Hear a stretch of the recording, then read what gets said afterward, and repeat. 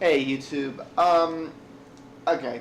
I guess I'm gonna start doing these videos. I've been debating for a while whether I want to do them or not, because they're gonna be unpopular. They're gonna piss people off, and basically I'm gonna tell a lot of people the things that make them so damn freaking smart are actually mass ignorance. We got some more tech shows coming up. They're being rendered right now. They should be up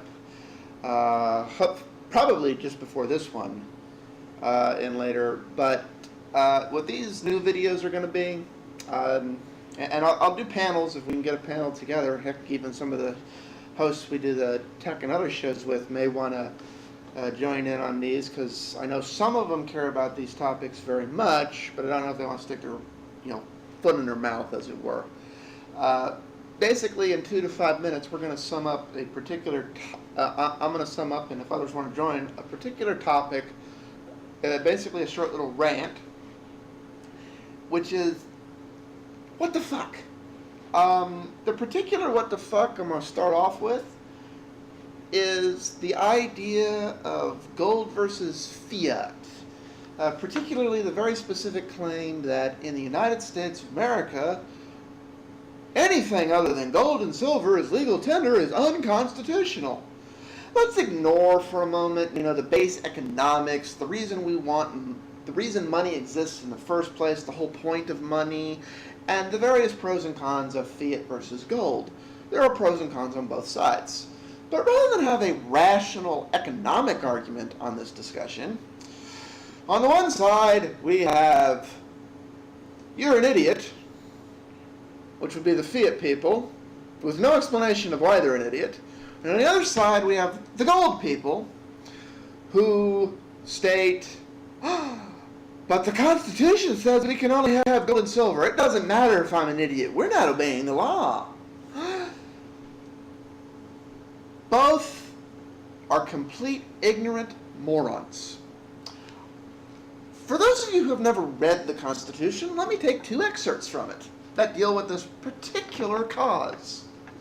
Article 1, Section 8, second paragraph.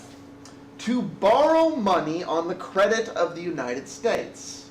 You have to read the whole of Article 1 and Section 8 in particular to fully understand this concept, but basically Congress has the right to incur debt on behalf of the United States. So let me see. Congress needs credit. They go to the Federal Reserve, borrow money against the collateral of the United States and its future income. That sounds like they're borrowing money on the credit of the United States. Seems perfectly constitutional to me. Whether it's a good idea or not is a separate topic and a separate discussion, but seems to be constitutional. But the gold people want to refer to the only sentence in the entire Constitution where gold and silver exists. Those 2 words exist in the Constitution, each of them exactly 1 time. Gold once and silver once. I refer you to Article 1, Section 10, first paragraph.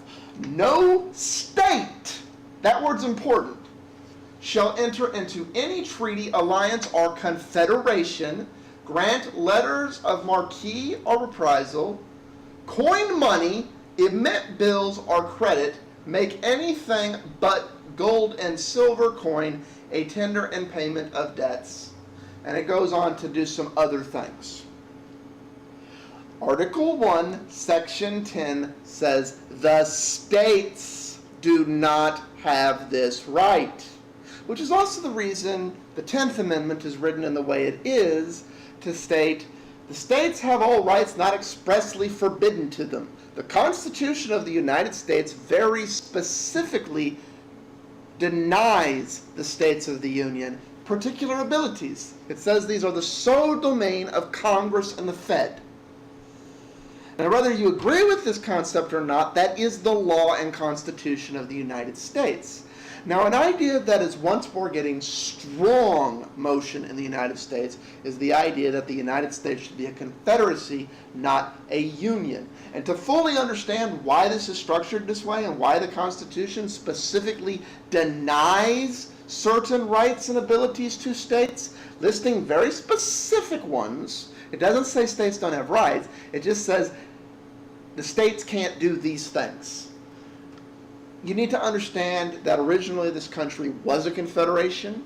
It was a confederation under the Articles of Confederation, in which the states were supreme, not the Fed. And the country was in danger of becoming 13 separate countries as a result. Now, it wasn't going to become 13 separate countries overnight, but it was in the process of dividing into at least 2, if not 3.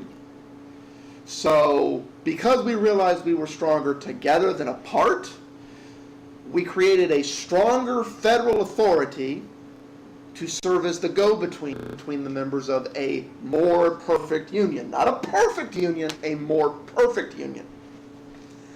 This is a concept that we seem to have forgotten in the United States. We also, just like people who want to pour some obscure passage out of the Bible or the Quran or any other holy book, want to go, this is what the whole thing means. This one little word, this thing over here. No.